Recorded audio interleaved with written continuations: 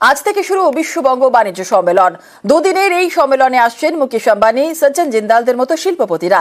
এছাড়া একাধিক দেশের প্রতিনিধি এবং রাষ্ট্রদূতের নিমন্ত্রণ জানানো হয়েছে। আর এবারের সম্মেলনে বাড়তি গুরুত্ব পাচ্ছে এআই হাব। নিউ টাউনের বিশ্ব বাংলা কনভেনশন সেন্টার, এখানেই দুদিনের বিশ্ববঙ্গ বাণিজ্য সম্মেলন।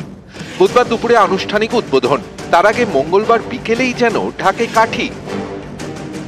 একটা জাস্ট চা পার্টিতে মানে চায়ে আমন্ত্রণ আর কি।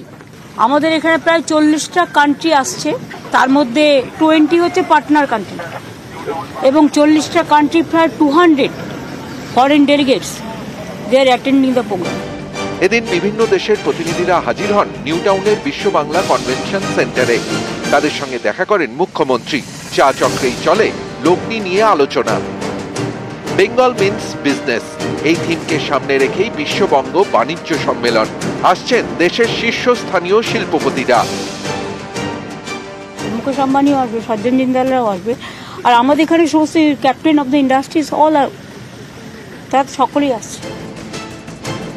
ক্ষুদ্র, মাঝারি, ভারী শিল্প, চামড়া থেকে টেক্সটাইল কিংবা পর্যটন, এরকম নানা শিল্পে পশ্চিমবঙ্গে বিনিয়োগের আহ্বান জানানো হবে। এআই হাব তৈরি করা নিয়েও হবে আলোচনা। এছাড়া সেমিকন্ডাক্টর চিপ তৈরির কারখানাও রয়েছে আলোচনার তালিকায়। রাজ্য সরকার চায় এই শিল্প সম্মেলনের মাধ্যমে পশ্চিমবঙ্গকে লগ্নির গন্তব্য হিসেবে তুলে ধরতে, আরো বেশি করে বিনিয়োগ টানতে। নিউজ 18 বাংলা।